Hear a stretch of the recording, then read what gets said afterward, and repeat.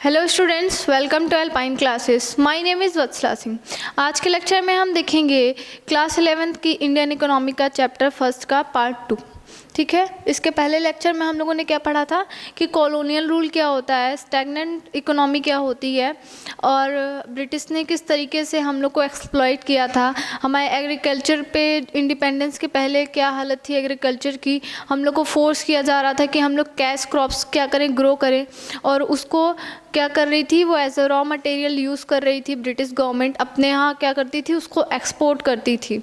ठीक है, जो हमारे यहाँ रॉ मटेरियल्स प्रोड्यूस होते थे उसे अपनी कंट्री में वो एक्सपोर्ट करती थी, फिर मशीन्स का यूज़ करके उसको फिनिश गुड्स में कन्वर्ट करके इंडिया में क्या करती थी, इंडिया में सेल करती थी।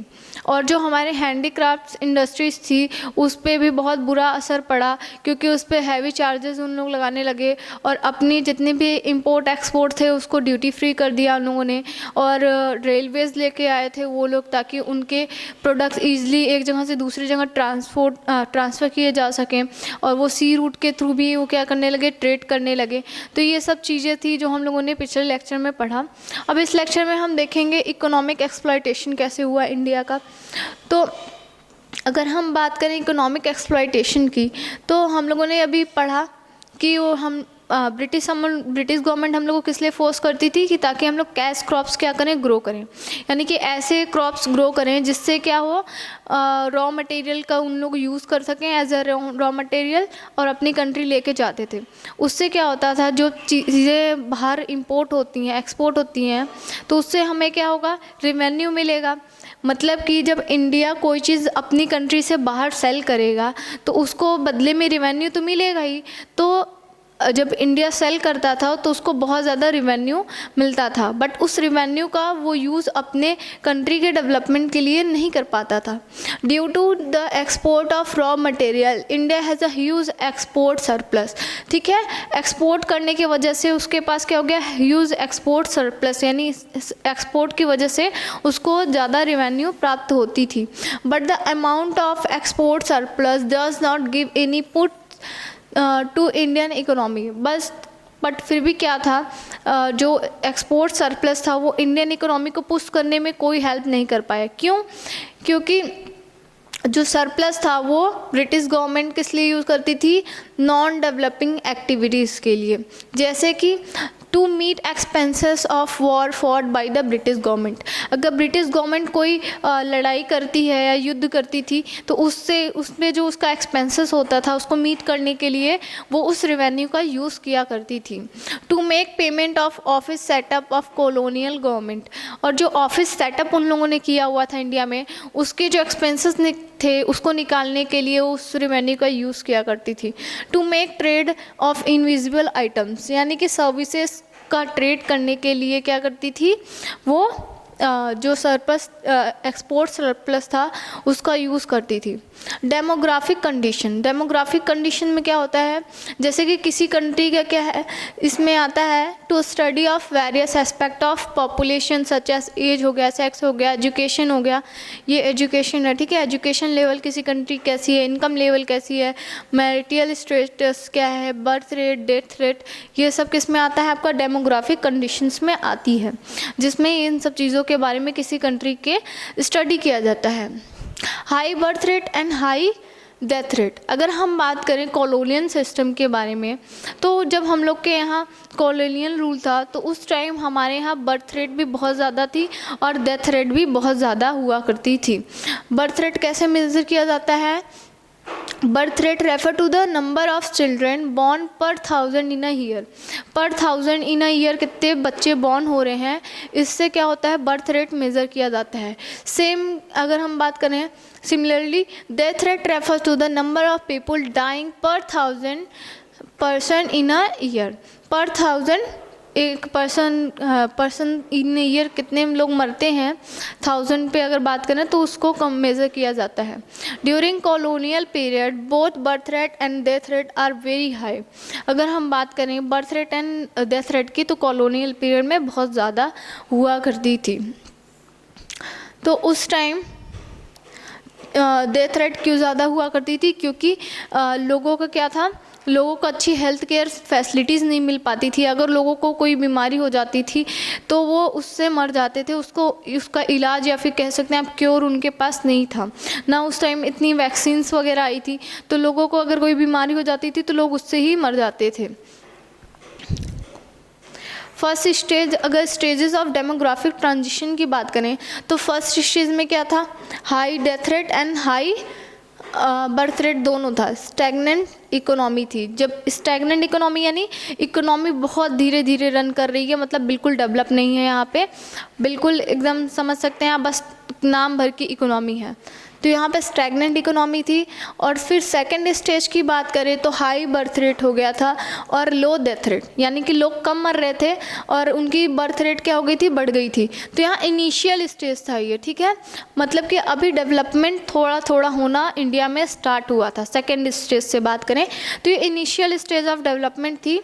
अब थर्ड स्टेज की बात करें तो low birth rate and low death rate. यहाँ पे बर्थ रेट भी कम हो गया है और यहाँ पे डेथ रेट भी कम हो गया है। डेवलपिंग और डेवलप्ड इकोनॉमी, डेवलप्ड इकोनॉमी तो अभी इंडिया नहीं है लेकिन डेवलपिंग इकोनॉमी है, ठीक है। तो यहाँ पे अब क्या हुआ, बर्थ रेट भी कम हो गया है और डेथ रेट भी कम हो गया है।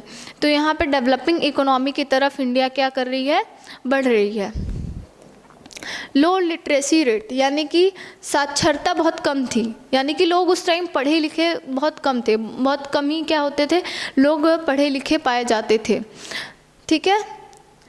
अगर हम लिटरेसी की बात करें, लिटरेसी रेट की, तो उस टाइम कितना था, लेस देन 60% लिटरेसी थी, ठीक है। 16% से भी कम लोग लिटरेट थे, यानी कि एजुकेटेड थे। More over the female literacy rate about 7%। और फीमेल लिटरेसी की बात करें तो 7% महिलाएं ही कह सकते हैं आप क्या थी, एजुकेटेड थी। उस टाइम एजुकेशन को बिल्कुल वैल्यू नहीं की जाती थी और लोग बहुत ज़्यादा एजुकेटेड नहीं हुआ करते थे। हाई इन्फेंट मोर्टेलिटी रेट, अगर हम इन्फेंट यानी बात करें जो छोटे बच्चे होते हैं, नवजात बच्चे होते हैं, ठीक है, जो अभी हाल ही में पैदा हुए रहते हैं, एकदम छोटे बच्चे होते हैं, उन्हें हम इन्फेंट कहते हैं। तो उनकी जो डेथ रेट थी वो भी बहुत ज़्यादा होती थी। क्यों? क्योंकि उनको छोटे बच्चों को बहुत केयर की ज़रूरत होती है, तो उस टाइम उतना केयर नहीं मिल पाता था। अगर उन्हें कोई हेल्थ केयर फैसिलिटी चाहिए होती थी तो वो नहीं प्रोवाइड की जा पा रही थी, इस वजह से वो क्या होते थे, वो मर जा रहे थे। तो ऐसे बच्चे जो 1 साल से मतलब कम एज के होते हैं, ठीक है, जो अभी 1 साल के भी नहीं हुए हैं, कुछ महीनों के होते हैं, वो इन्फेंट में आते हैं। तो उनकी जो डेथ रेट की अगर हम बात करें तो 218 पर 1000, ठीक है, बिफोर 1921। 1921 के पहले कितनी थी, 2018 पर 1000, ठीक है। 218 पर 1000 बच्चे क्या हो रहे थे, मर जाते थे। ये आपकी इन्फेंट मोर्टेलिटी रेट है। पुअर हेल्थ फैसिलिटी, उस टाइम हेल्थ फैसिलिटी बहुत ही ख़राब थी, कोई मेडिसिन्स या फिर क्योर और इतनी अच्छी हेल्थ केयर फैसिलिटी इक्विपमेंट्स कुछ नहीं थे। इस वजह से लोग सर्वाइव ज़्यादा टाइम नहीं कर पाते थे अगर उन्हें कोई डिसीज़ हो जाता था, क्योंकि उन्हें पता ही नहीं रहता था कि उन्हें डिसीज़ कौन सा है और उसका क्योर क्या करना है। तो इस वजह से उस टाइम डेथ रेट ज़्यादा हुआ करती थी। लो लाइफ एक्सपेक्टेंसी, ठीक है, उस टाइम लाइफ की एक्सपेक्टेंसी की बात करें तो बहुत कम हुआ करता था। लोग क्या होते थे, due to poor health care facility the life expectancy during colonial rule was low as 32 years. 32 years तक आप कह सकते हैं लोग जीवित रह पाते थे या फिर उनकी लाइफ ऐसे माना जाता था। Whereas per the latest WHO data publish in 2018, जो हमारा वर्ल्ड हेल्थ ऑर्गेनाइजेशन है WHO, ठीक है, 2018 में उसने डाटा पब्लिश किया है। The current overall life expectancy in India is 68.8 years. अब हम लोग की लाइफ एक्सपेक्टेंसी कितनी है, 68.8 ईयर्स तक है। और वहीं कॉलोनियल रूल की बात करें तो सिर्फ 32 ईयर्स थी। ये WHO की रिपोर्ट है आपकी। हाई लेवल ऑफ पॉवर्टी, उस टाइम गरीबी भी बहुत ज़्यादा हुआ करती थी, क्योंकि जो ब्रिटिश गवर्नमेंट थी वो इंडियंस को बहुत एक्सप्लॉइट करती थी, और जो हमारी हैंडीक्राफ्ट इंडस्ट्रीज़ थी वो बिल्कुल डिक्लाइन कर चुकी थी। और उन्होंने क्या किया था, अपने लिए रॉ मटेरियल जो बनवाते थे, वो जो एक्सपोर्ट करते थे, उसका जो रिवेन्यू आता था वो अपने लिए उसको यूज़ किया करते थे, ठीक है, अपने बेनिफिट के लिए। अगर वो वॉर करते थे तो उसके लिए यूज़ करते थे, अपने ऑफिस के लिए यूज़ किया करते थे। तो अपने लिए ब्रिटिश गवर्नमेंट उस रिवेन्यू का यूज़ कर रही थी, ना कि इंडिया के लिए, तो अपने बेनिफिट के लिए उसका यूज़ किया करती थी। During colonial period India face the condition of extensive poverty, per capita consumption was very low. उस टाइम पर कैपिटा कंजप्शन क्या था, बहुत ही लो था। The overall standard of living common people of India was very low। उस time in standard of living भी बहुत ही क्या था, बेकार था, या फिर आप कह सकते हैं निम्न स्तर का था। ऑक्यूपेशनल स्ट्रक्चर, इसमें क्या आता है, it refer to the distribution of working person across different industries and sector. जो डिफरेंट इंडस्ट्रीज़ हैं या सेक्टर्स हैं, उसमें जो लोग काम करते हैं उनका जो स्ट्रक्चर है उसी को हम क्या कहेंगे, occupational structure. Predominance of agriculture, अगर हम बात करें तो एग्रीकल्चर का उस टाइम क्या हो गया था, जब कॉलोनियल पीरियड था तो एग्रीकल्चर बहुत ज़्यादा मात्रा में किया जाता था या फिर करवाया जाता था ब्रिटिश गवर्नमेंट के द्वारा। तो as colonial government aim at making India as exporter of raw material, यहाँ पे जो कॉलोनियल गवर्नमेंट थी यानी जो ब्रिटिश गवर्नमेंट थी वो क्या चाहती थी, India as a exporter of raw material बन जाए, ठीक है, सप्लायर बन जाए रॉ मटेरियल का, वो सिर्फ रॉ मटेरियल प्रोड्यूस करे। तो as a result about 72.7% of working population was engaged in agriculture. उस टाइम 72.7% लोग क्या थे, एग्रीकल्चर में इंगेज थे इंडिया में, ठीक है। As the income generation rate of agriculture sector is very low, और अगर हम एग्रीकल्चर सेक्टर की बात करें तो उससे जो इनकम होती है वो as compare to other sector क्या है, बहुत ही लो होती है। This predominance reflects backwardness of the economy, और ये जो प्रीडोमिनेंस था यानी एग्रीकल्चर सेक्टर का जो डोमिनेंस था इंडिया पे, 72.7% लोग क्या थे, एग्रीकल्चर में इन्वॉल्व थे, एग्रीकल्चर में इंगेज थे। इनका जो डोमिनेंस था वो क्या कर रहा था, वो इंडिया की इकोनॉमी को बैकवर्डनेस की तरफ ले जा रहा था, ठीक है, वो ग्रो नहीं करने दे रहा था, इकोनॉमिक डेवलपमेंट को रोक रहा था। अनबैलेंस्ड ग्रोथ में क्या होता है, growth of an economy is set to be balance when all the three sectors, जो थ्री सेक्टर्स हैं, प्राइमरी सेक्टर हो गया, सेकेंडरी सेक्टर हो गया और टर्शरी सेक्टर हो गया है, आर इक्वली डेवलप्ड। अगर इक्वली डेवलप्ड होंगे तो उसे हम क्या कहेंगे कि हमारी इकोनॉमी अच्छे से ग्रो कर रही है। But in case of Indian economy only primary sector is the main source of employment. अगर हम बात करें इंडियन गवर्नमेंट की, इंडियन उस टाइम इकोनॉमी की, तो सिर्फ प्राइमरी सेक्टर क्या था, मेन सोर्स ऑफ एम्प्लॉयमेंट था, ठीक है, रोजगार का मुख्य जरिया क्या था, सिर्फ प्राइमरी सेक्टर था। Whereas secondary and tertiary sector were in their infant stage of growth, और वहीं सेकेंडरी और जो टर्शरी सेक्टर थे वो इन्फेंट थे, मतलब कि अभी जस्ट उन्होंने ग्रो करना स्टार्ट किया था, मतलब अपने इनिशियल स्टेज पे थे, बिगनिंग में थे। और मेन जो आप कह सकते हैं बर्डन था किस पे था, प्राइमरी सेक्टर था, जो कि आपके एम्प्लॉयमेंट का मेन सोर्स था उस टाइम। इंफ्रास्ट्रक्चर की बात करें तो इंफ्रास्ट्रक्चर ऐसी चीज़ें होती हैं जो कि क्या करती हैं, it refer to the basic physical and organizational structure and facilities like building, roads, power supplies etcetera needed for the operation of an economy.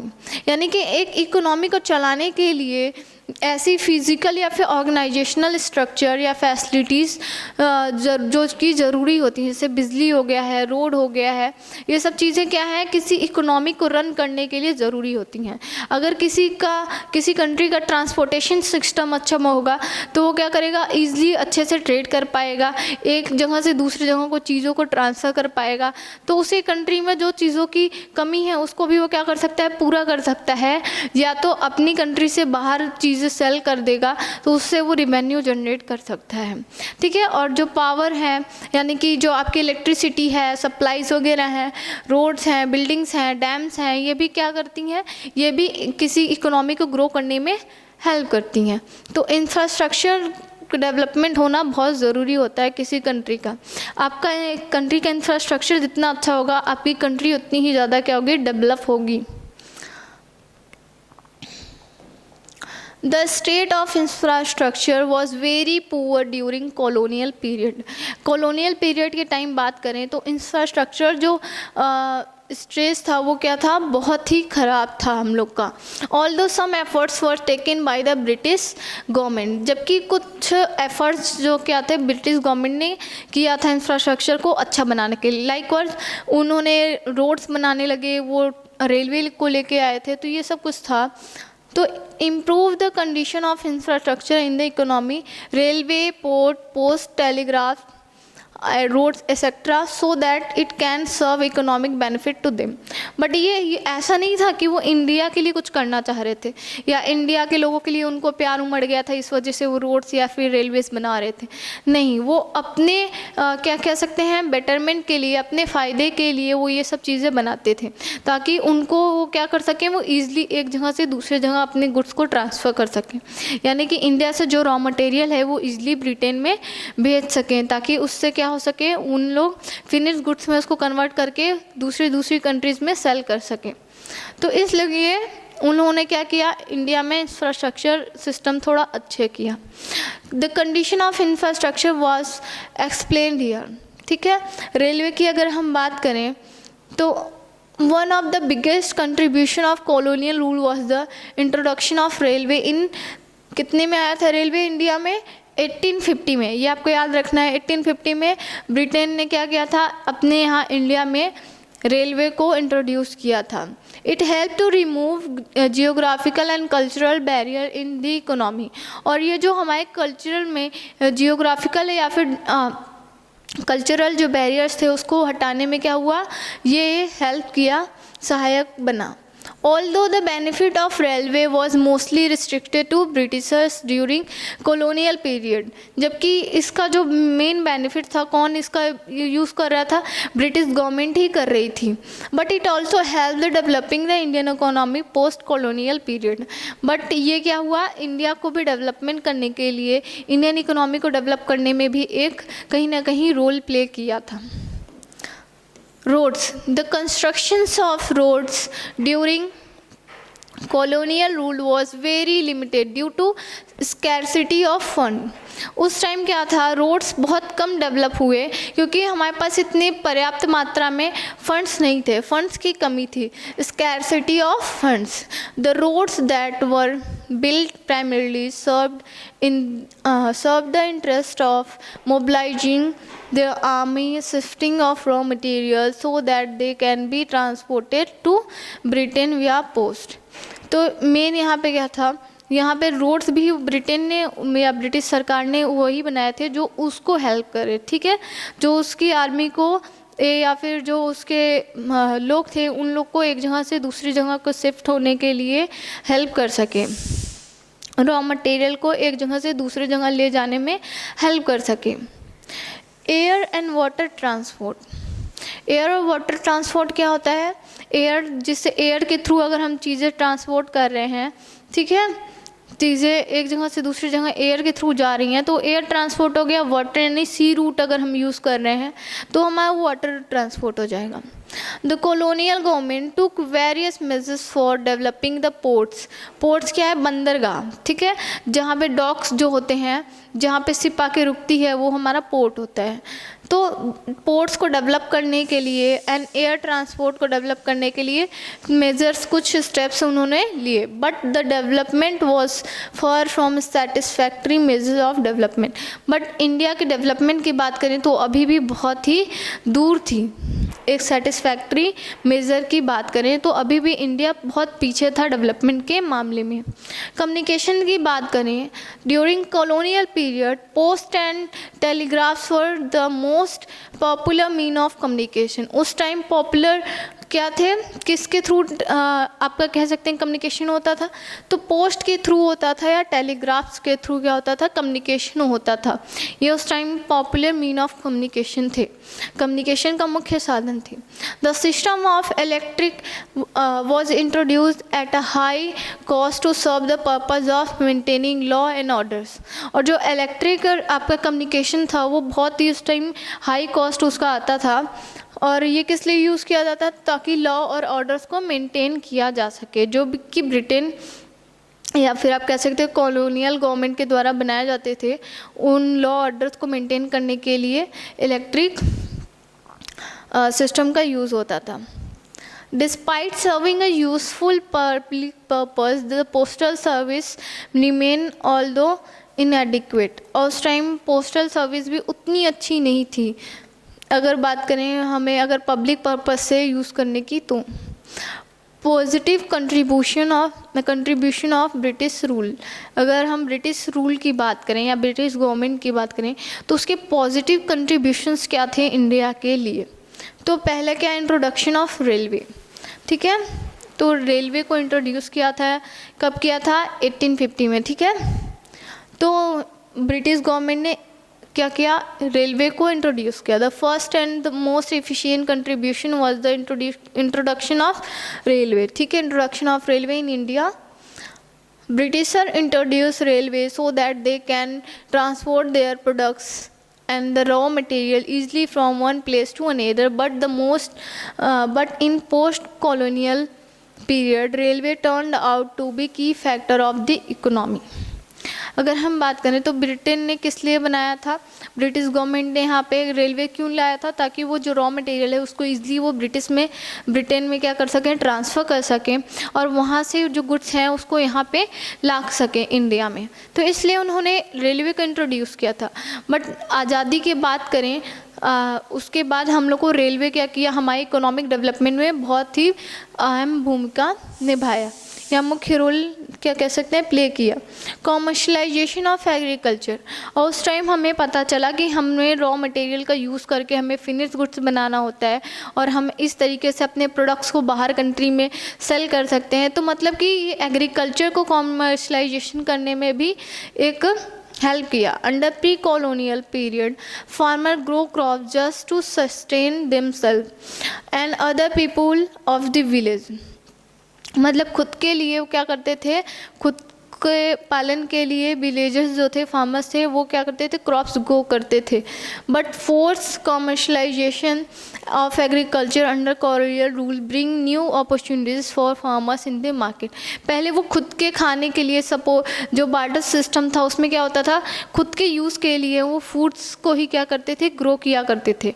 But जब कॉलोनियल सिस्टम आया तो उन्होंने कॉमर्शियल पर्पस के लिए क्या किया, एग्रीकल्चर का यूज़ किया। तो यहाँ पे उन्होंने नई नई अपॉर्चुनिटी क्या की, क्रिएट की, जनरेट की लोगों के लिए। मॉनेटरी सिस्टम ऑफ एक्सचेंज, अगर हम बात करें तो पहले बार्टर सिस्टम हुआ करता था, जहाँ पे लोग अपने नीड के अकॉर्डिंग क्या करते थे, चीज़ें आपस में एक्सचेंज कर लिया करते थे। बट जब ब्रिटिश गवर्नमेंट आई तो उसने क्या किया, उसने करेंसी लेके आया, मॉनेटरी सिस्टम लेके आया, मॉनेटरी पॉलिसीज़ वो इंडिया में फिर वो चलने लगी। इंट्रोडक्शन ऑफ मनी इंट्रोड्यूस किया गया इंडिया में। Effective system of administration, the colonial government ion India left a legacy of efficient system of administration which served to be ready-made for our economic and political planner। और यहाँ पे हम लोग को कैसे लोगों को रूल करना चाहिए, कैसे पॉलिसीज़ बनती हैं, कैसे चीज़ों को इम्प्लीमेंट किया जाता है, एक क्या हुआ, ब्रिटिश गवर्नमेंट के आने की वजह से हमें इन सब चीज़ों के बारे में आइडिया हो गया। और जो हमारे पॉलिटिकल प्लानर्स थे उन्हें कहीं ना कहीं इन सब चीज़ों की नॉलेज हो गई, और वो उनके जाने के बाद कोई सिस्टम या फिर जो हमारे यहाँ इंडिया में अभी सिस्टम चल रहा है उसको वो अच्छे से इम्प्लीमेंट कर पाए। कहीं ना कहीं इंडिया ब्रिटिश गवर्नमेंट से क्या हुआ, उससे इन सब चीज़ों की नॉलेज मिली। तो इस इसके साथ ही ये चैप्टर ख़त्म होता है।